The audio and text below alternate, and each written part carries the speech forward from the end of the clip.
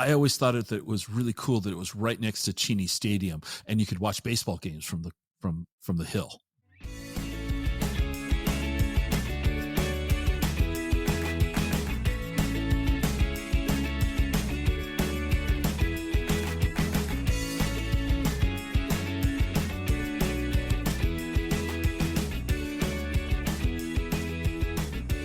Welcome to the Exploring Washington State podcast. Here's your host, Scott Cowan. Well, welcome back to the Exploring Washington State podcast. My guest today is Sidney Wayne, or maybe Sidney Woodruff, or maybe Sidney Wayne Woodruff. But we're just going to say, Sidney, welcome to the show. Thanks for being here. Thank you for having me, Scott. You were introduced to me through a past guest, Linda Zophi, and yes, and you. I don't know that I've ever seen. I might have seen one of your bands perform, but let's just go that I didn't, because that's probably more likely. Yes. Yeah. So why don't you introduce yourself, and we'll start with your music first, and then we'll move around. But yeah, let's talk music. Yes, let's talk music. Born and raised in Tacoma. Very proud of that fact, and that's really where my whole music thing started. I was sang in the choir as a kid and played drums in the church choir, and from there I ended up moving to Alaska and just got into music, worked in television, and all the while I always was in a band or writing music, and moved back down here in '89 to fast forward, and a couple years after that was learned of Linda Zophi, the legend, and our first contact with her, we were just scared out of our gourd to contact her, because she had such a reputation as just being about her business. And I remember sitting in the living room, we were like, fuck, because we were late. You know, she's very, you got to get your stuff in for those festivals or it's done. And we were like a day late, and we were like, God, man, we got to call Linda. We've never talked to her, and just the sweetest, kindest woman. And that really was the beginning of really she being one of my dearest friends. So that's how I met Linda, and she would book us for my bands for the Bite of Seattle, and ended up doing a ton of corporate bookings for my bands over the years. And so that's my Linda thing and the music. And you went to Foss High School? You went to Foss? Yes, sir. So, no, I didn't go to Foss. Did you? I went to Franklin Pierce. Yeah, I know, me too. Oh, but, I can only hold my parents accountable for my attending at Franklin Pierce because we lived there. I didn't have. Well, I want to tell you something. I wish I had went to Franklin Pierce, but Foss was a crazy time, but it was my high school days, and man, there's some great people. My thing about Foss, I know very little about the school. But here's the connection that I have for Foss High School. I always thought that it was really cool that it was right next to Cheney Stadium, and you could watch baseball games from the hill. That's all I thought about a Foss High School. Yeah. You know. Yeah, that was. Yeah, it's like you could throw a rock from that hill and it'll land in outfield. But yeah, and that wasn't far from my house either. I live like 6 blocks away from Cheney Stadium. I still am a big baseball fan, and I remember, without really sidetracking our conversation, but so many interesting and amazing baseball players have gone through Tacoma at some point in their careers. Mm-hmm. Tacoma has an amazing baseball history going back into the 1800s. Yeah. But anyway, we're here to talk about you and music and other things. No, hold on. Let me dovetail off of that. So you're right. A lot of them have come through, and as a kid, I won Cub Scout of the Year, and I was given a season pass to Cheney Stadium, so I could go to any game I wanted to. So I was constantly going back and forth, and I met Ricky Henderson when I was like 17. He must have been maybe 18 or 17. But yeah, a lot of greats came to that. No, to that I mean, stadium. you're absolutely correct. I mean, you can't see. I've got my, you can't see behind me because it's off camera. But I have 2 in my office here. I have 2 of the original box seats from Cheney Stadium that were Oh actually, man. so Cheney Stadium was built very quickly, and they recycled parts from Seals Stadium out of San Francisco to, okay. And so these Hmm. seats came Hmm. from Seals Stadium before they made it to Cheney. So they're, Those wooden no, these aren't foldable foldable. These seats, are, right? yeah, Those straight straight old wood ones. green slats. Well, they're green. Yeah. Yeah. Yeah, I've man. got two of those. I've That's got, I actually have, um, a Tacoma Tigers jersey from the 40s. I have autographed baseballs from the 40s through the 60s. I can go really, we could just totally steal this conversation and be all about Tacoma baseball. But when you that's think about awesome. it, I That's mean, awesome. Griffey played there, A-Rod played there, Mark McGuire, Jose Canseco, Ricky Henderson, Willie Mays, Willie McCovey, Juan Marichal, Gaylord Perry. I mean, on and on and on and on have played in Tacoma Yeah, through the yeah, decades.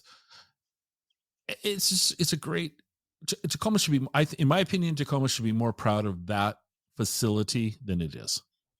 yeah. I think there's a lot of that Yeah. Tacoma should be really proud of, but unfortunately, the way the cards have been Yeah. dealt, they just. But it's rebounding. It certainly isn't the Tacoma that I Or grew me. up Yeah. in. So did you, when you won Yeah, Cub Scout of the like, Year, did you do the soapbox races? of course, yeah, right over there by Yeah. right over by Foss. Yeah, that big long Okay. hill used to That's go there. cool. Yeah, All right. So now yeah, we've covered your childhood yeah, and you've gone up to Alaska. yeah. And your bands, which you haven't named any of the bands yet, you met Linda, you were late. What was the first year Yeah, that you yeah. performed at the Bite of Seattle? Well, the first year I performed at the Bite of Seattle was probably 1992-ish, Two-ish? Okay. 93-ish. All right. Yeah. The first time I performed with a group outside of, my bands in high school, a formed group, was a rap group, the Series 4 out of Tacoma. And that was probably, we were doing that since 81, 82, Really? 83-ish. Okay. So, yeah, we're one of the first Interesting. down there. Because I mean, Yeah. Tacoma's hip hop rap scene's pretty darn strong. Is my understanding. Well, it is. Yeah. I'm not part of it, but that's what I hear. And well, no, it's just I've had some really interesting. I have other friends in the music industry, and they're saying, "Hey, have you heard of this person?" I'm like, "No," and they go, "Have you heard of this person?" No, and then this person's just going national. I'm like, "Oh," and they're all coming Yeah. from Pierce County, and I think Oh, wow.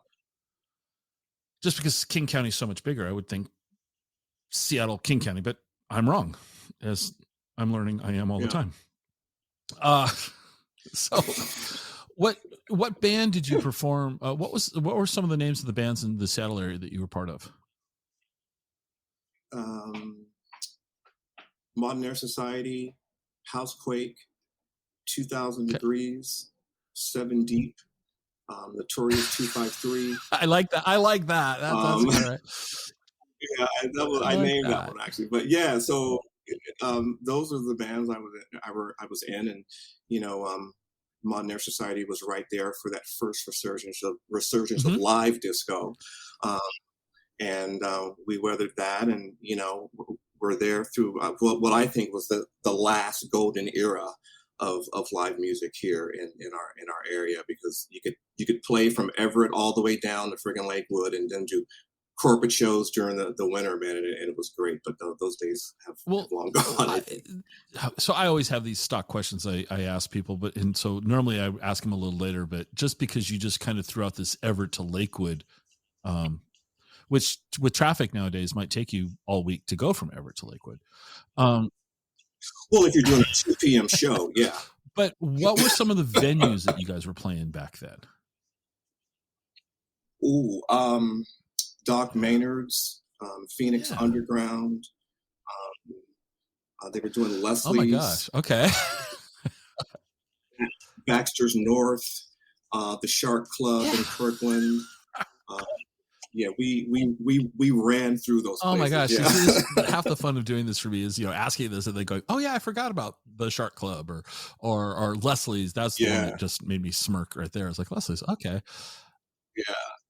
back then you could actually make a living as a live musician in the area. I mean, you know, Mm, more so certainly than right, you right. can now. You know, it's so cyclical, and this is just not the time. Well, for so many reasons, this isn't a time for Hmm. live music, really, and with everything shifting so much to shifting for COVID one, but then shifting to this generation, they're doing Right. their DJ thing, and they're making different iterations, and the the casinos have taken over, and they pay what they want. Hmm. You got to take it or leave it. So we back in the day, man, you could play Doc Maynard's and walk out of there with $225 a That was, person, and that was good if you're yeah, playing that was Friday good money. Saturday night. Um, So, so so since yeah.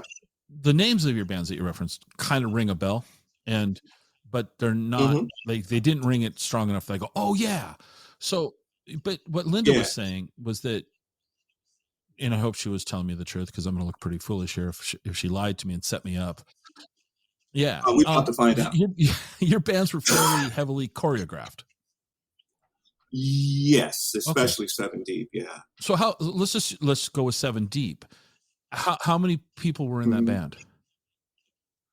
Seven. Actually, I should have It's guessed that. crazy, right? The way it worked out. Okay, so Yeah. nowadays, feeding seven musicians, yeah, that pie gets sliced up pretty thin. Um, but Yeah. what was it like having, you know, that's a pretty good sized ensemble.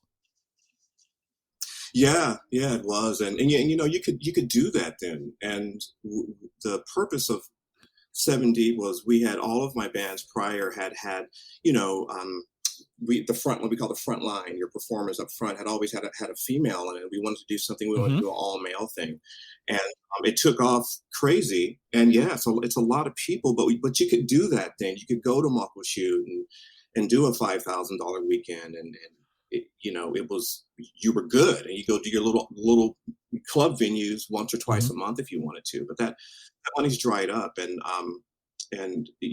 to put that type of effort that we did to produce that kind of show, I'm not sure a lot of cats really have the time or desire to do it anymore. It's a lot of work, and I think back about the ensemble, just how the band would practice and the singers would practice. We'd have sectionals and come back together, and it was a lot of dedication, and I just fizzled out near the end. So Well, I mean, even so, I mean, like a practice space for a band with seven musicians needs to be larger than somebody's single car garage in Ravenna. So, yeah, right. and so you have you multiply, to my layman's way of thinking, you've multiplied the overhead, and not just mouths to feed, but where are you practicing?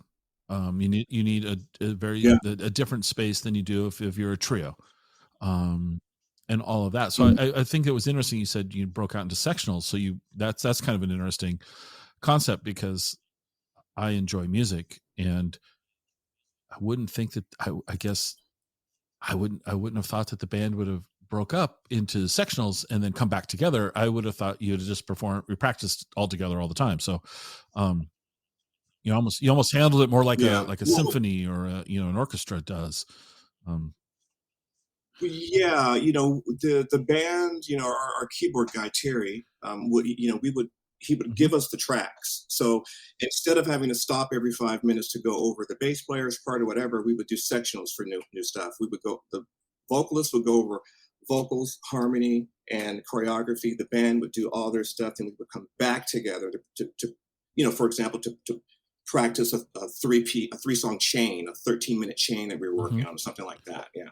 So, are you going to debunk my mythical view that your show or musician shows are scripted? Because this is I've seen a lot of bands through the years perform, right? And I've never now I have this misguided view because when I think about it, I realize how misguided it is, and that is I always oh so I saw uh, John Mellencamp in Mhm. 20 right before COVID. Great show, musicians were Mhm. top notch. I mean, technically amazing, right? Technically amazing. And it was good. Never seen him before. Wanted to see him. It was good. It was good. Mhm. Then I watched a DVD of one of his shows that, or, probably on Netflix or somewhere. And it was the exact same show, exact same jokes, Mhm. exact same cigarette breaks. Mhm. There was nothing spontaneous about it. And Right. now I understand that you're singing the lyrics to a song, and you don't make up the lyrics every night. So you're going to be singing the same words. You're going to be singing the same notes. But somehow I've Mhm. had this fantasy that live musicians are not practicing a 13-minute 3-set chain. and now you're crashing my Well, I world, mean, man. I mean, no, but it's so I well, if you hire a new guitar player, the guitar player has to learn the parts at sure. one point, right? So you have to, if at the minimum, put together a set Right. list in order of songs. And what you are provided today that we were not provided maybe 25 years ago was the ability to see the show we saw last night, and also the one 3 nights before, where you can see it's the same fucking order. I'm You're good. sorry. You're good. I'm sorry. It's all right. It's it's the same show, and if you're out there touring, and the same thing for us, we got 35 songs. We can mix those and put them in any order we want to. But once you get the show set, we don't got time to go back and recreate the show in the middle of a tour or in the middle of a, So you know what I mean? So, how do you keep it from being just a robotic? And maybe it is, maybe it feels like after, 30, after 3 weeks of doing the same set list, you're kind of like, oh, okay, I'm ready for a change. But how do you bring energy and perceived spontaneity to the audience? well, I think for us, when I was in Seven Deep, it's one, having a group of musicians, a band that had a extremely wide and tall repertoire and knowledge of many different types of music that we could end a song and continue a groove and turn it into something Okay. completely different. We could switch it up that way. But for the most part, you have to. I mean, we would go back, and every set list from every show was saved. What worked and what didn't work at what time, Okay. at what venue. Let's remove that. Let's put new 2 songs in. We do those 2 songs. That one didn't really translate well. Let's see if we can change the tempo. So we're constantly refining it, but not necessarily wiping the Right. entire Okay. plates clean. It's just interesting because I have friends that are musicians. Before Spotify, I used to say I could play a good stereo. That's about as musical as I could get. Now Spotify, I just push the button and let it entertain me.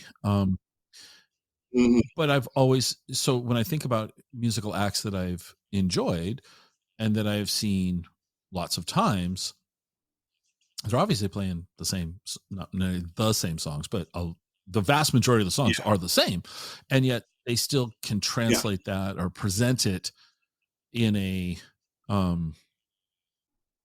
not heavily scripted sort of way. But and so I'm yeah. asking this of you because um your band you had moves and your choreograph, so there's a certain amount of um planning, a lot of planning, I would guess, that went into making sure you didn't run Mhm. into somebody inadvertently, or step on a mic cord or whatever.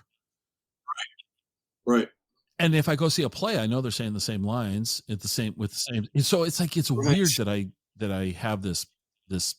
Um, Thank you. This That's a great word. Yeah, expectation of, expectation.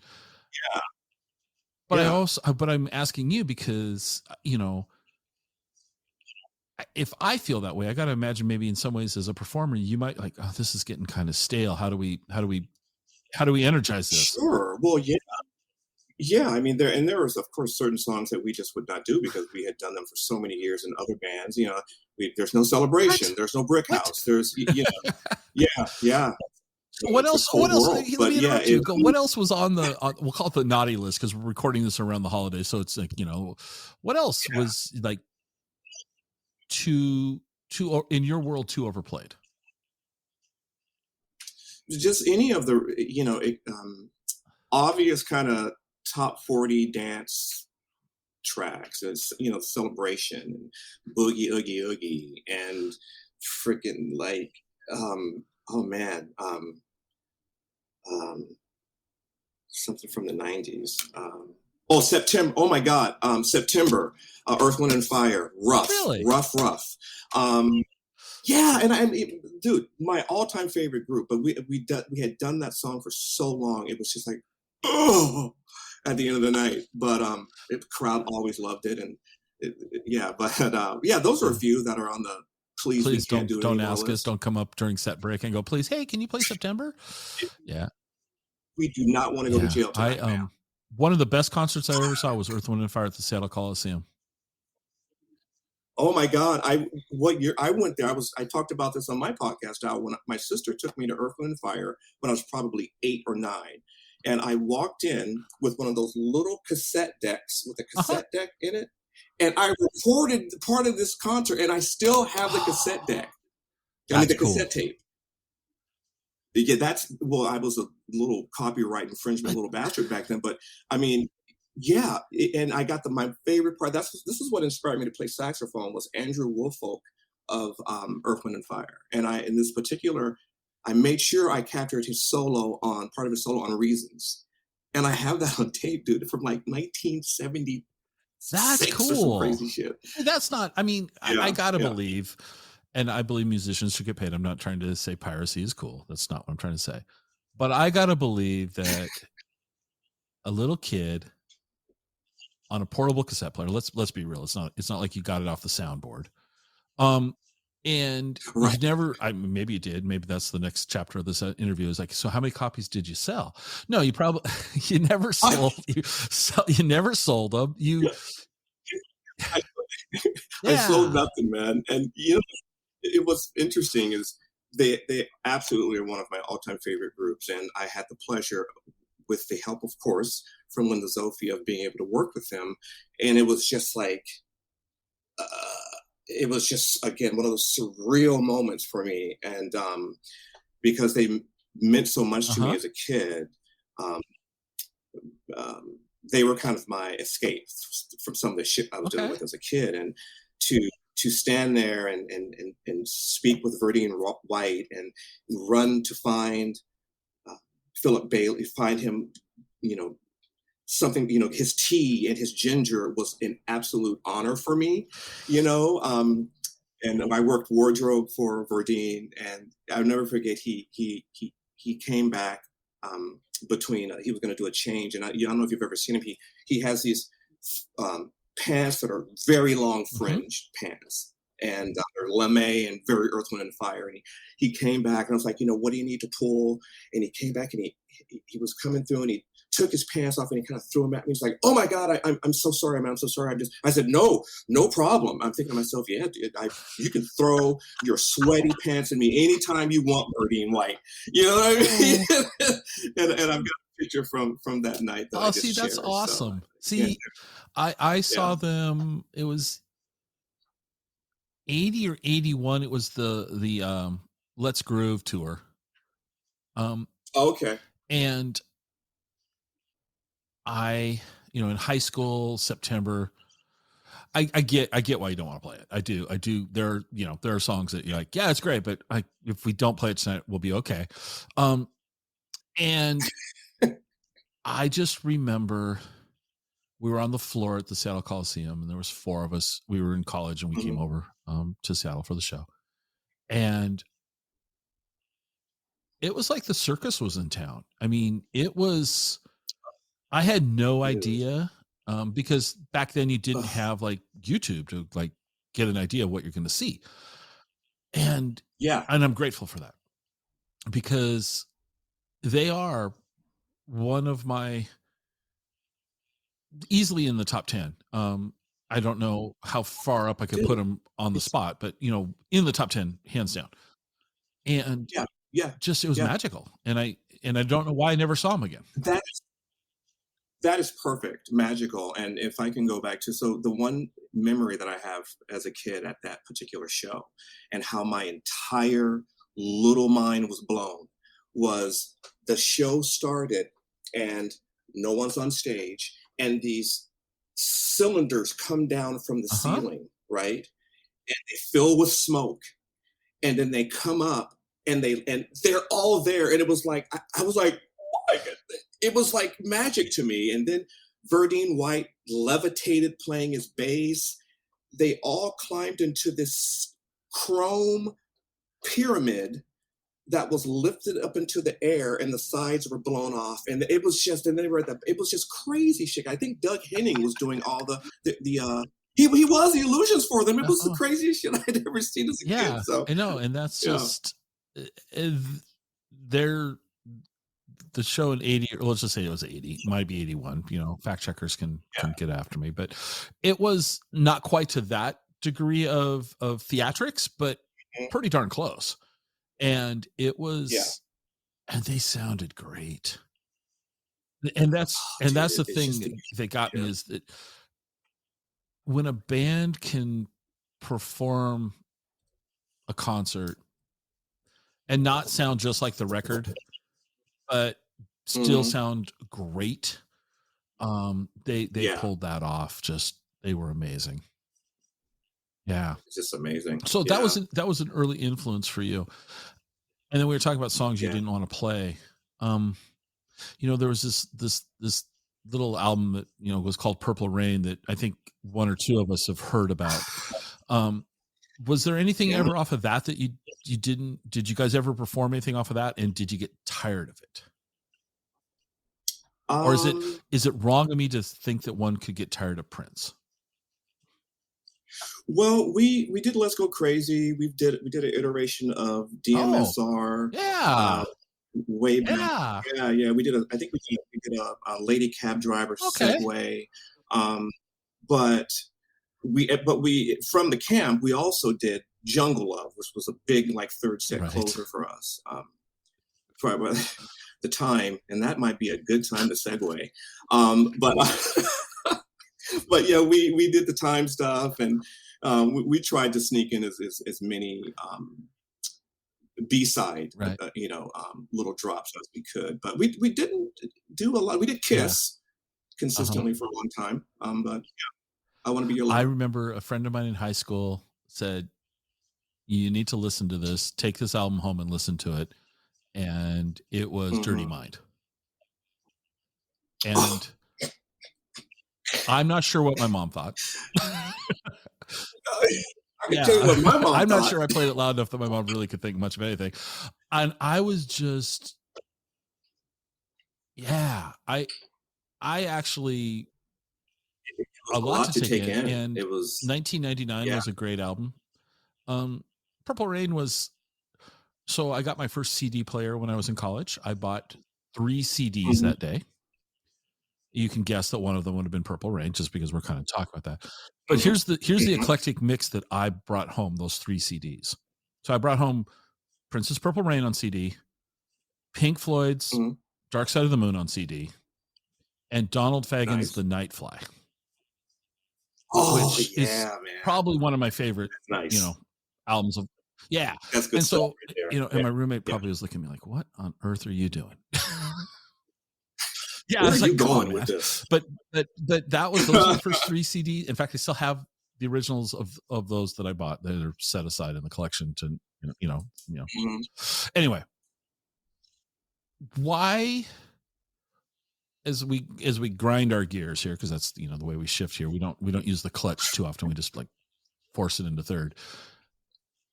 You're Sure. now doing, well, you were doing art when you were a musician, so I don't mean to say you're doing art now and you weren't doing art before, but you've switched genres. Mm, yeah, I've been a Oh, DJ that's for right. quite some Yeah. time during all of Okay. this as Yeah. well. I was a graphic designer. I've been a graphic designer for, gosh, 25 plus Okay. years, and didn't start working on canvas until really 2019, Oh, which a lot of people are surprised by. yeah. Um, but it has, yeah, it's just really it's really changed me. Something changed in my chemistry, I think, in my brain, and I broke through something, and the genesis of it all was really coming out of what I thought was I was having a nervous breakdown, or my boss had sent me home from work. I was having these heart palpitations, and I was just going through a lot of really deep personal stuff, and found myself on YouTube, as we sometimes just do, in these spirals where I was watching these acrylic pour videos, right? I need something to get this off of my mind. I went and got all this stuff for acrylic pouring and got it home. I was like, this is a mess. I'm not sure how I could do this every day. And the one thing I did, I took a spatula because I had nothing to do it with, and kind of moved the stuff around and took a picture of it and put it online. And people are like, what? Oh my God. And I was like, what? Like, we didn't know you painted. I said, I don't. And people just kept encouraging me, and it just turned into this completely different life and business for me. And I'm so grateful for it. So, yeah, I'm excited about it.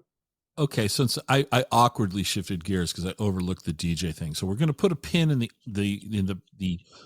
painting, and let's go back. Okay. So, DJing. Yes. Tell me what it's like for you.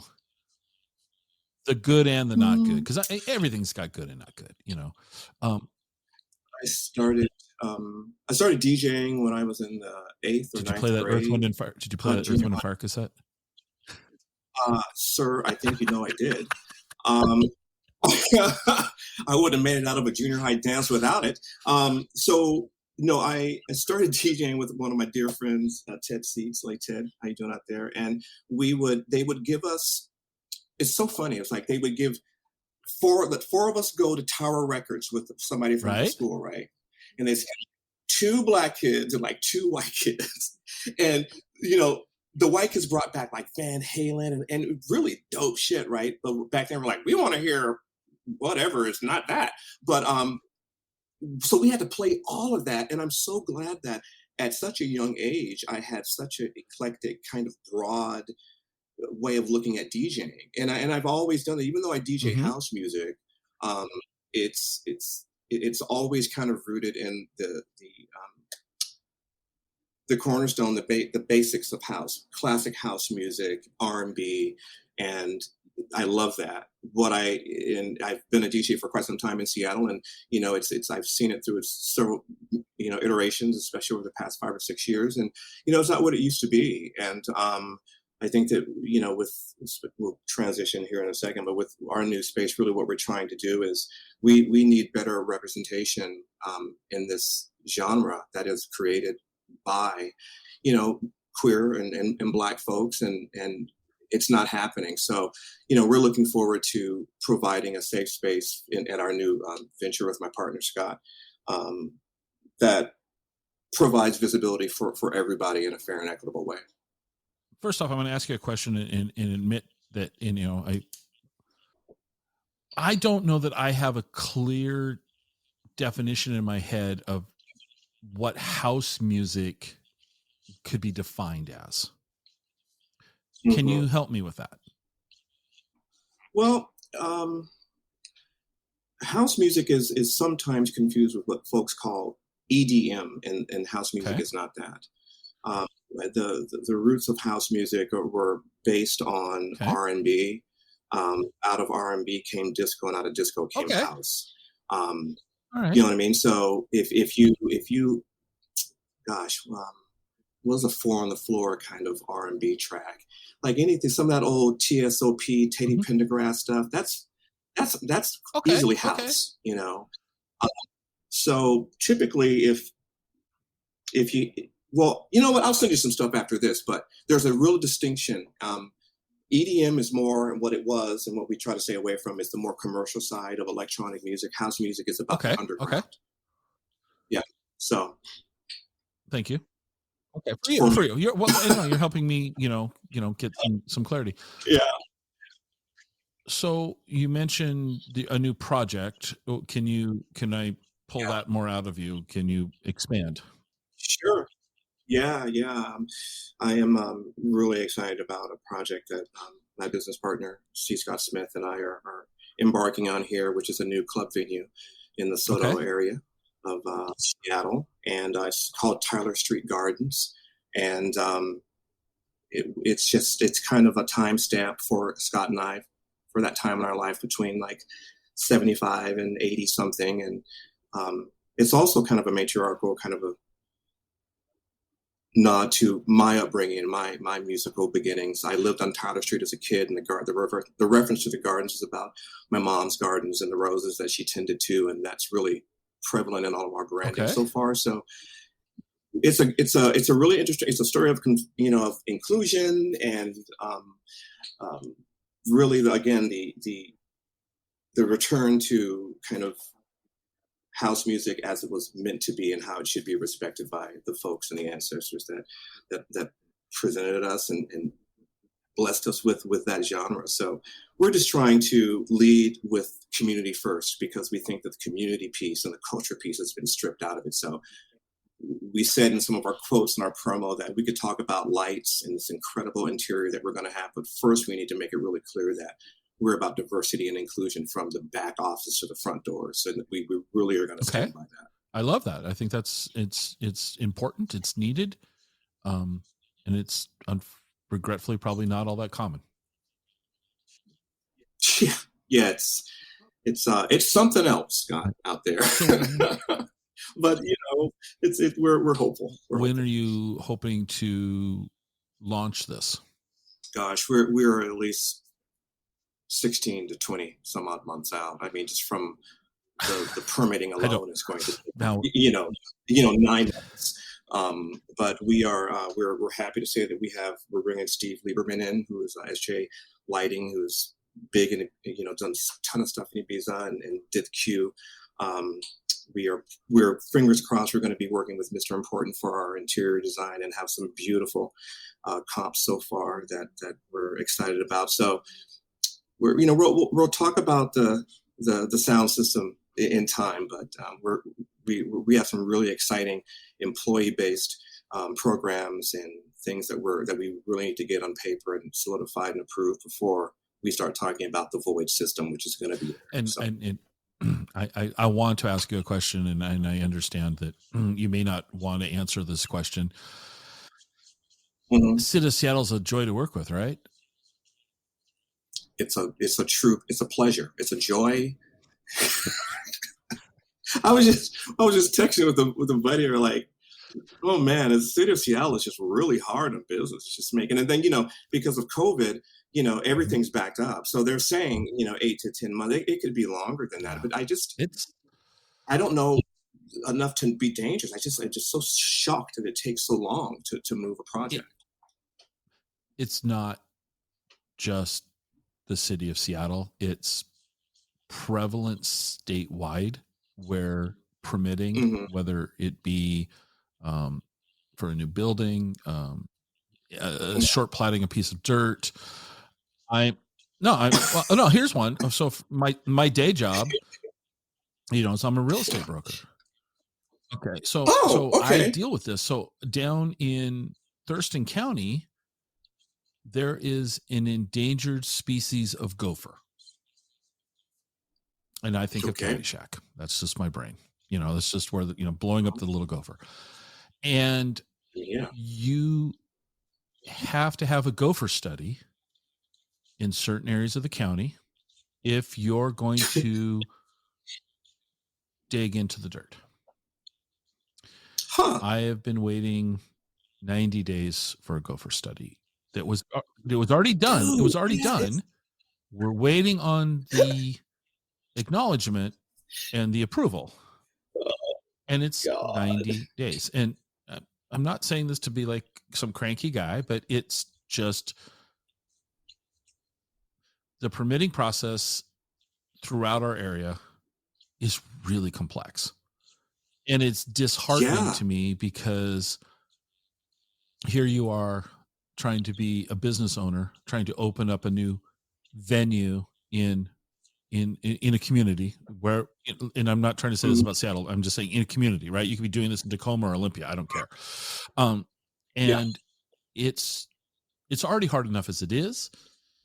And now you're trying to navigate something and it's hard to get good instruction of how to do it. It's It's, hard.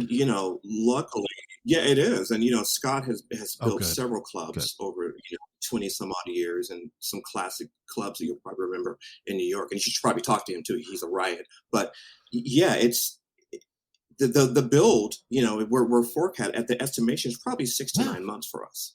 If we could get permitting Monday, we let everybody know where our chosen location is and right. to get to it. Um, but we can't, so, and people, you start talking, we don't want to start talking about the venue 6 months from now. We're ready now. Mhm. We're ready to start, sharing our mission, but Right. you're stuck. You're stuck. And people think that it's, well, where is it? When is it open? It's like, well, you don't have any permitting? They can push it, but yeah, it's challenging And so it's, far. yeah, But it is, and it's unfortunate because communities need responsible business owners, responsible development. I'm not saying that they should just greenlight every project and just let us, I think Houston doesn't have zoning, so you can have a 50-story condo next to a garbage dump if you choose to do so, and it just doesn't. I don't think randomness like that should be encouraged. yeah, But sure, I sure. think we would all benefit by allowing um, venues a little more streamlined process, because Yeah, funding, it costs money every month that you're not open. You're burning bankroll. yeah, You got a runway yeah. here, and if you take a detour, you might not even be able to get off the ground because you ran out of, I all those things.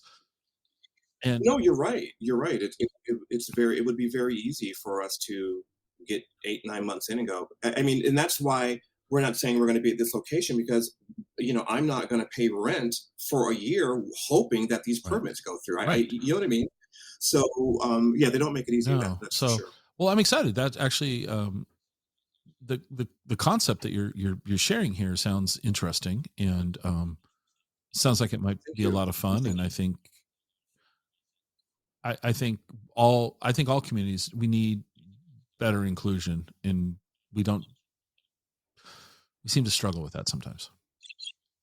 So Yeah, if I think what we're dealing with here in Seattle is just 35 years of unchecked um, privilege, a lack of accountability and entitlement, and we have to address it before we can change it. Nobody's mad. It's just shouldn't be a mhm. hard task. Simply hire black DJs. It's I don't know why that's so difficult in Seattle.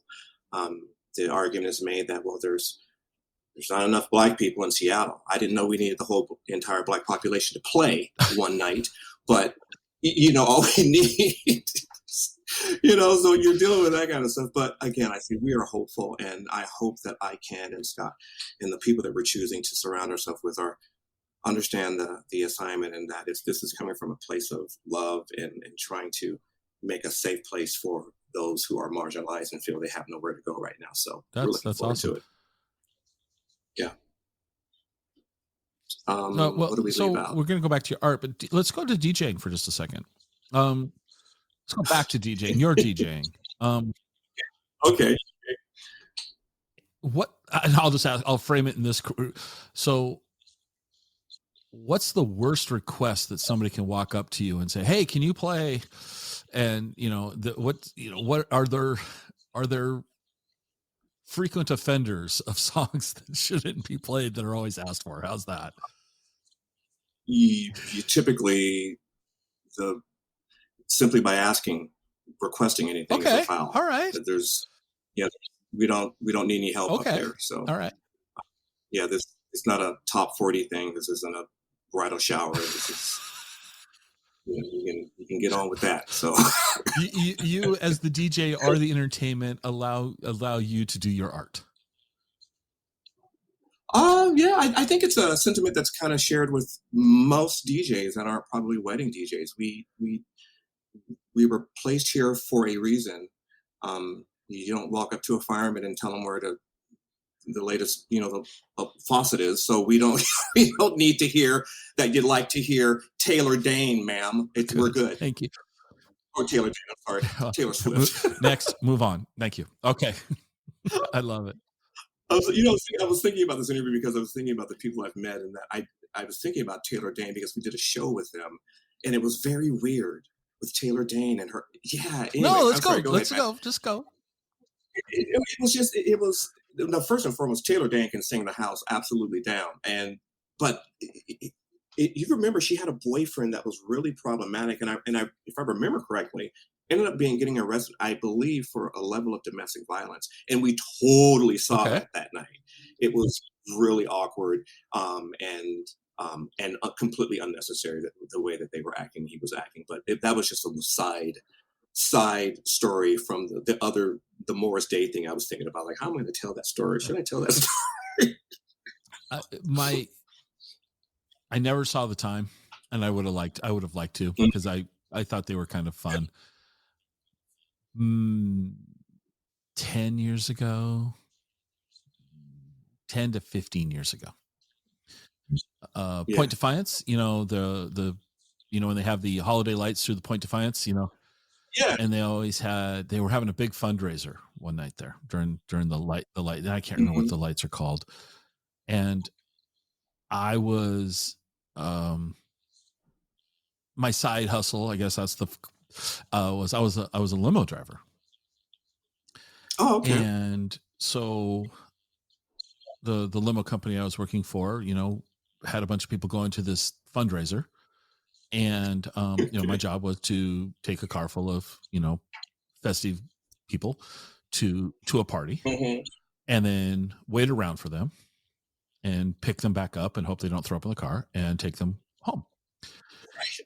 And Morris Day and the Time was the band. Zoo Lights. It was Zoo Lights. I knew I was. Morris Day and the Time was the band. And so all of us, the drivers, we have to sit around and wait for like 3 or 4 hours, and so I got to listen to Morris Day and the Time bleed over from whatever stage they were playing on up the hill to where I was at. And I'll be honest with you, it sounded horrible. Now it just didn't, and I'm not. No, I want to know, was the sound horrible or was the performance horrible? Both. I wasn't in a good seat, so I can't really say that the sound system was bad. I can tell you that as it was carrying up the field to where I was sitting with the car, it was not optimal. It was not designed for us, to listen to it. Correct. Okay. And I really couldn't see them. But it was horrible. I felt like they were mailing it in. Yeah. The one thing that we always found surprising about them is how slow they did all their songs. The Bird is, I swear to God, got to be 128, 132. And those guys were doing The Bird, I swear to God, at like 113. It was like a funeral dirge. And, we had opened up for them several times. I become acquainted with Jerome because Jerome was good friends with one of the girls I went to high school with. So Jerome would come through, and I would actually, "What's up, Jerome?" I knew Jerome, right? It was what made the whole situation even that much more bizarre with the thing between me and Morris. That's right. Yeah. Yeah. So, I was like, dude, are we still going to talk about that? But yeah, let's go ahead. So this was, I used to work for an entertainment agency. I used to be a booking agent, and I used to handle a lot of the R&B that played at Mocha Shoot, and that played at Emerald Queen Casino. And one of I used to have to be at the show, and I've of course been in bands almost all my life, and going on stage and that is like whatever. And my boss, Dwayne Rice, may rest in peace. We were at the time shows at Mocha Shoot Casino, and I was coming up around the back of the stage, coming up the stairs, and there was an elder there from the tribe, and Dwayne, I think our admin Pam was there, And we're standing there watching the time, and they start, I think it was Jungle Up, they start bringing girls up on stage. And I saw the elder whispered something to Dwayne, and Dwayne said, hey man, go out there and get those girls off stage. And I was like, and I think now, what the fuck was I thinking? And I just moseyed on out there in the back line. It must have been, it was fucking packed, right?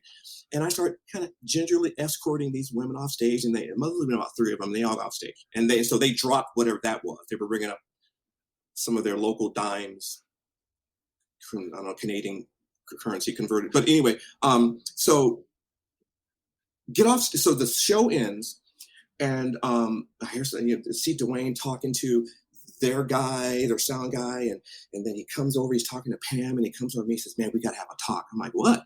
He's like, man, Morris is pissed at you. I'm like, Morris Day? He says, yeah, man, Morris is pissed. I'm like, what the fuck is Morris Day pissed at? He's been on stage for an hour, right?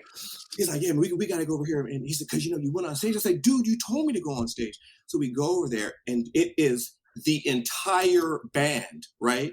Jerome, Jelly Bean, Monty Moe, Morris. And Morris was looking at me like he wanted to beat every part of my ass. And he said, hey, man, this is what the fuck? It was so surreal. He's like, hey, man, what's up with you taking all the girls off stage? And I was like, this is really happening. It felt like I'm getting yelled at by Morris Day. He's like, man, if you ever did some shit like that again, I would end like there. And then like, oh, hold on. And I apologize. Long story short, and we had 2 nights with them. We were supposed to do our next night at the place up north, Parker's. Okay. We're going to do the next night at Parker's, and they were like, we do not want that. We do not want him there tomorrow night. He cannot disrupt the show. And they were supposed to talk about beforehand. And long story short, it was surreal. It was a moment, and I will never forget it.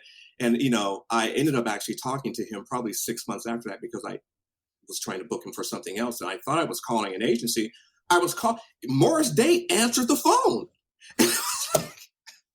It was so weird, dude. It was weird. Anyway, that's my Morris Day story. Morris Day wanted to beat me up. It would have been a fight. But that's just... I got nothing. Yeah, I got nothing. Hung out. Yeah, and I hung out. We also did a bunch of shows with Joan Jett, and she was a sweetheart. We did 2 shows with Cameo, and I'm going to spend time with Larry Blackman in Miami. It was just a really cool time, man. And so many of those bands are my heroes. So yeah, it was a. Well, I'm going to put you on the spot and ask you a question, because you just said they're your heroes. Mm-hmm. If you could perform as a member of a band, any band, what band would you want to perform with? Insert yourself, like fantasy football, like in fantasy band. Where are you going to go? Oh, I love that. Yeah. Man, the only one? Well, I got to hold you to. To be truthful, I'll ask you a couple more, but go ahead. The first one. Let me give you my 70s band that I could see myself absolutely. Okay. Cameo. All right. Absolutely. All right. All right. How about 80s? Then we'll go that way. We'll go decades. Man, I really dug what Tony did, and that's top of my mind. But I always loved the writing, how they transition to kind of this neo soul. Okay, dug. And then what about the 90s? Pussycat Dolls? No, not Pussycat Dolls. That won't work. This is sometimes what I wish that this wasn't just an audio format, because I was like, gosh, the 90s, man. Man, they span, but I would have to drop in. I would have to check out New Edition for them with that choreography. Okay, all right. Yeah. Those are some. I mean, not that there's any bad choices. Those are some. I would have thought you would have jumped in and said I would like to play with Earth, Wind, and Fire, but maybe that was too obvious. God, I don't know where I would be. It's in a Earth, fantasy Wind, and Fire, right? music league. You can do anything. Okay. That's right. I don't actually have to perform with them. Yeah, it's like, I'm picking Russell Wilson to be my quarterback. I don't know Russell, but he's going to be my quarterback. Yeah, Got it. okay. Got it. From a venue standpoint, I do like to ask these questions. So, from a venue standpoint, Yeah. as a performer, good venues. Mm-hmm. Oh man, the Sky Church is Oh, okay. breathtaking. We did some we did some pretty we did some pretty cool shows at Mokushu, but they knew our shows so well and had it dialed in. We were getting a lot of likes, a lot of stuff Mhm. people weren't. When I think about one of the most memorable shows that I played with the band, when we all walked off stage like, "Ooh, what the hell," was probably in Ballard at Red Hook Brewery. We played two of their annual summer parties or something like that, and man, I have never seen a crowd so connected and so 2,000 people down that entire street just jumping up and down. Oh, It was inspiring. I kind of get goosebumps thinking about oh, it, but that was a memorable show for sure. And actually, the first show that Linda booked us for, the Bye to Seattle, was pretty okay. epic too. But yeah, so Sky Church, beautiful. If you get a chance to play there as a musician, Well, it's no, pretty. no It's a one pretty will cool ever let me experience. perform anywhere live, and for that, we should all be grateful. Um, as a Huh. as an audience member, venue. What are some Yeah, good venues as an audience member? man, I tell you, though, you get a back in the day, Phoenix Underground, um, Mokushu Casino would be absolutely like a concert, Hmm. concert for real. It was the expectation of the crowd for what we did and how they reacted was just out of this world. And that's one thing I miss the physicality of performing Hmm. and singing, and especially with the ensemble. And they the Mokushu crowds when they were on, man, they never not delivered. So always a Okay. good show there. You are the first musician in a long time, and for this, I'm happy to not mention the triple door. Yeah, never played there. This is what everybody says. It's so funny because I am actually, and I said this to somebody I was speaking with the other day. I'm going to go back and listen through all of my conversations with musicians, and I'm going to, Hmm. because I always ask the same, like, where do you like to play? Where's a good venue? And then flip side is, where do you like to see music being performed? And I'm going to say that 80% of the guests have mentioned the triple door as a venue to play or a venue to be to see music, or both. Like the triple door is like the hands down. I think it's 80%. I'm going to go prove or disprove that number. And the fact that you've said two different venues, actually three, that I don't recall anybody saying. The Phoenix Underground, no one's guaranteed. No one said Red Hook, and the Muckleshoot. I like that. Not that there's a bad answer. There's these are just interesting answers.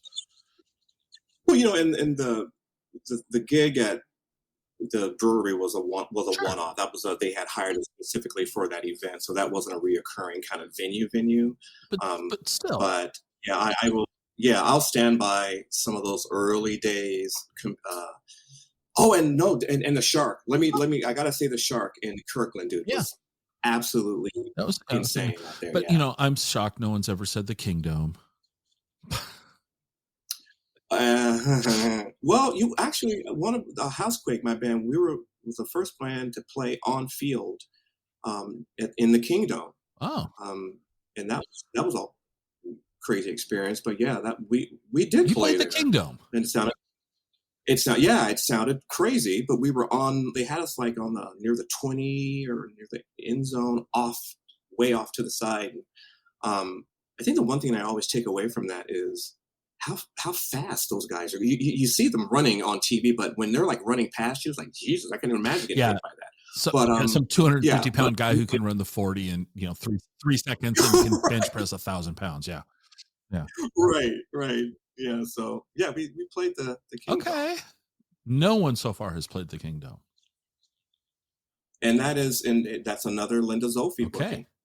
That's okay.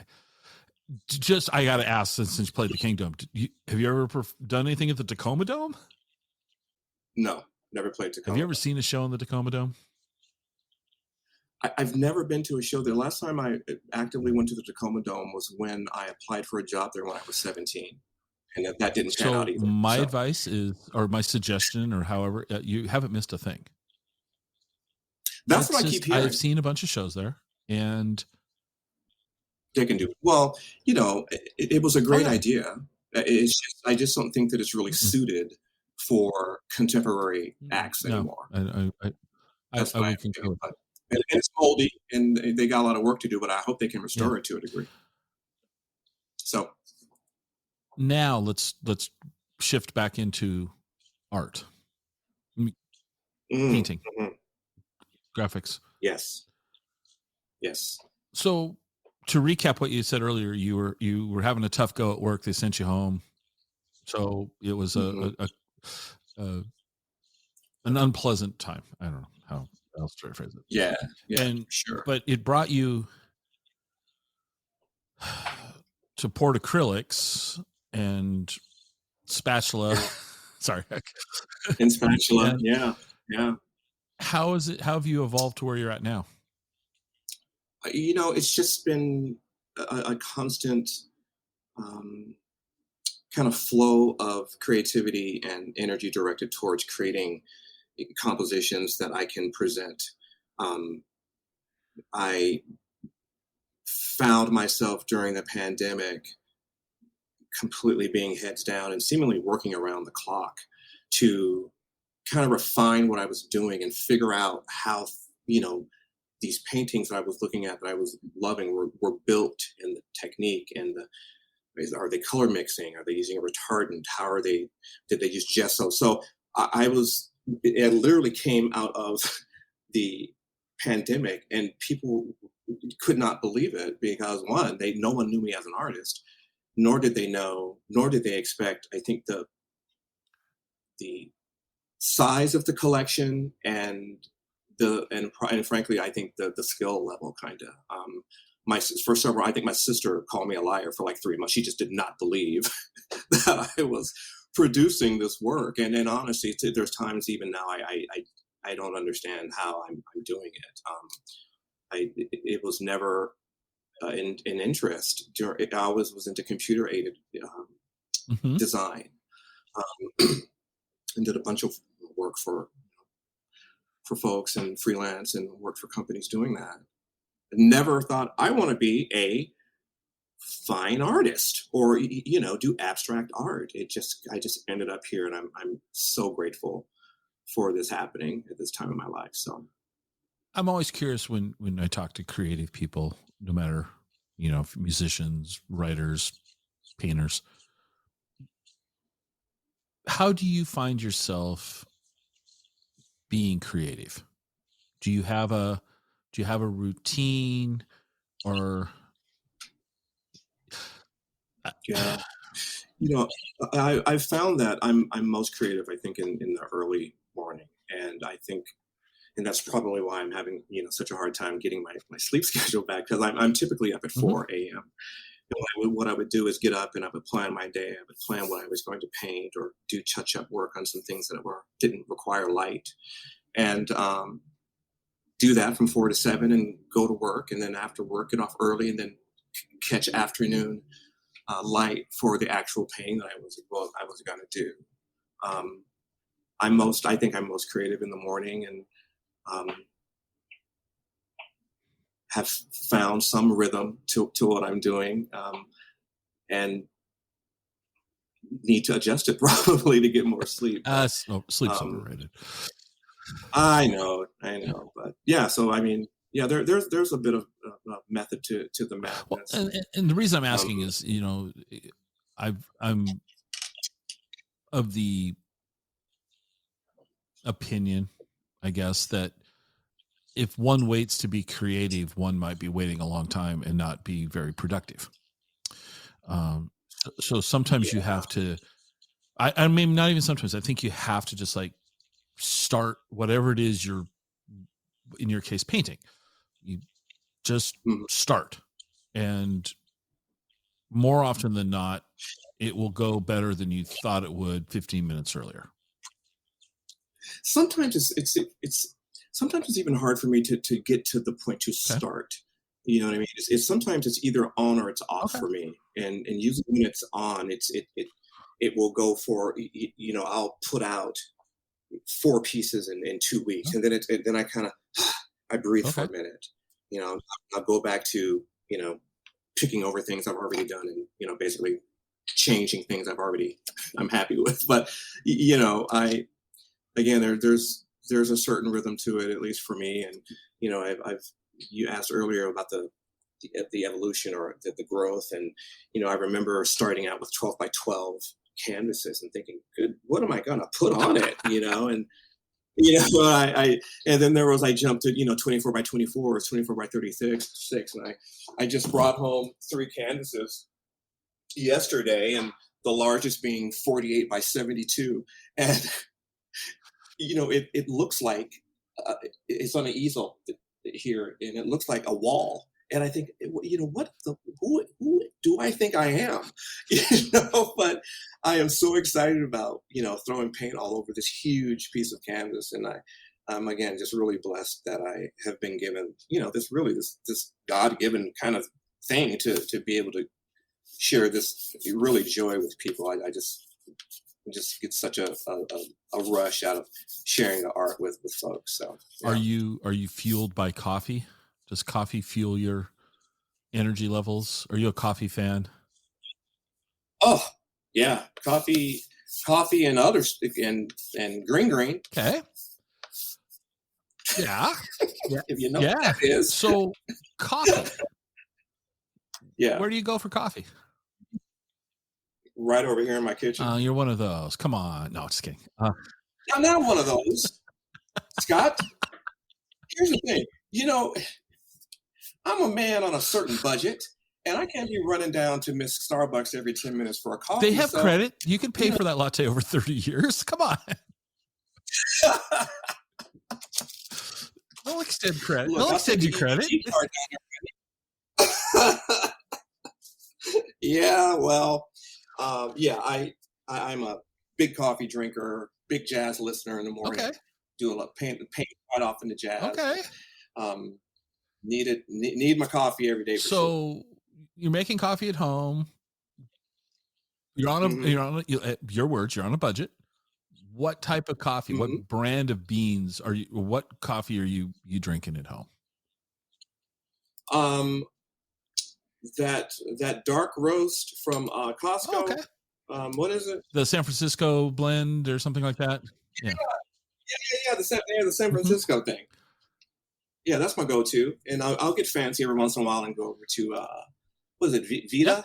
Yeah, Cafe Vita. Vita, they have a new coffee out over there that I really like. It's kind of a dark roast as well, but yeah, for the most part, just So I will tell you that the Costco San Francisco blend is.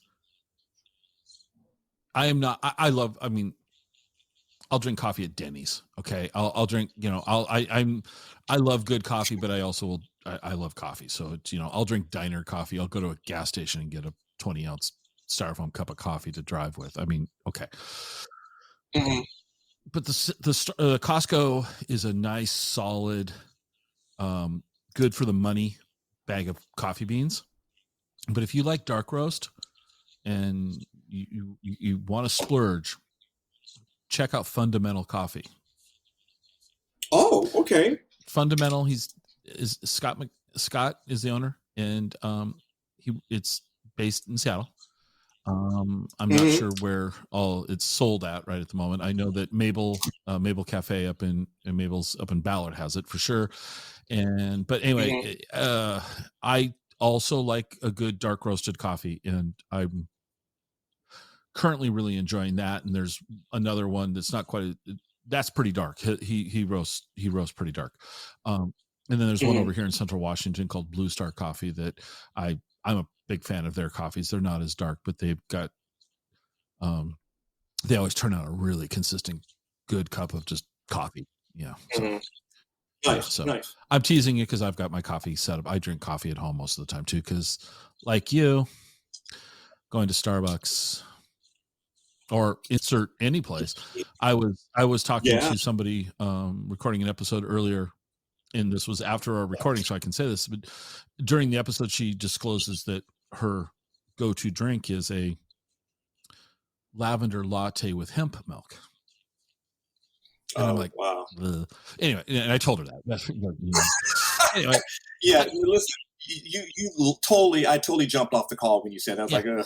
But the point is, but this is her thing. And so I was telling her about my experience at the Starbucks roastery, and the coffee that I had, I think was like $13. And it was a siphon pot of coffee. And she's like, well, that's twice as expensive as my latte. And I did the math in my head really quick. And I went, you're paying $6.50 to $7 for a latte? And I'm teasing. This is in my brain. I'm teasing because good for her. But I'm like, yeah, I could buy a half a pound of coffee for that and have coffee for a couple of days. Right. Exactly. Yeah, totally. But Absolutely. anyway, I'm teasing her. But lavender latte with hemp milk. Yuck. That just doesn't. That's not one I'm curious to try. I like lavender. I like coffee. Hemp milk is okay, whatever. But the combination just doesn't work. I don't need. I don't need a merge. So as we wind this down, where can people see your art? Because you sent me a website, and I'm afraid to bring it up because it might crash our recording session. But it was a beautiful site, man. Oh, beautiful looking site. Thank you. Where can people find out more about you, your art, and all those things? Yeah, you can find my art at woodruffguided.com. WOODRUFF guided.com. You can also find us on Facebook under Woodruff Guided, and you'll be mesmerized by jewel tones. Yeah, I don't know. It was beautiful. It's a beautiful looking website. I'll tell you that straight up. Visually, it's beautiful. Woodruff Guided. How'd you come up with that? Guided. It's Woodruff. The entire name is Woodruff Guided Impressions, and I just felt from a very early stage in this whole thing that everything that I was doing was kind of being guided by ancestors or something much bigger than me in the universe to allow me to do this. Okay. So I thought it was appropriate to call it Woodruff Guided. I think it's great. That was the question I had. I wrote down. What didn't I ask you that I should have? I think we covered a lot, man. This was a really good time. I was really nervous. I spent so many years, interviewing people on podcasts, just beating people up. I was like, oh my God, is this the payback? But you were awesome. You were great. Oh. Thank you. Well, I am going to fact check the Morris Day story by calling him because, Hey, he will remember. He will remember. Sure. I got to believe that isn't the only time that the venue said, get the people off the stage. I just from an insurance standpoint, or I can't imagine that you are the only person that escorted women off the stage at a time show. But you know what? And I know we got to go. But the thing is that we had come to find that this is part of their show. They do this at every show where they bring, the gals up on stage and they, whatever happens. Yeah. This is part of the and I can see that, but I could also see the venue not necessarily knowing that. Right. Yeah. And sometimes that's typically something that an artist they call advancing a date. That's something that you're talking to them about or the people about. Is there anything we can expect during the show that we should know about? Oh yeah, we bring people up so we can communicate that back to the properties, but that didn't happen. So all right. Well, I appreciate you taking the time to chat and keep doing your art, man. And I'm looking forward to hearing more about the venue as the time gets closer, so that you can reveal more. I'll call the city of Seattle, see if I can get a rush on those permits. Please do. Happy to. Please do. And thank you so much for your time, and I really appreciate it, and just really insightful. And I listened to some of your other podcasts, and man, you're really good. And again, thank you, because you were just funny, respectful, and I just can't tell you enough how much I appreciate your time. Thank you. I appreciate the kind words, and the check's in the mail. I'll be looking, sir. All right.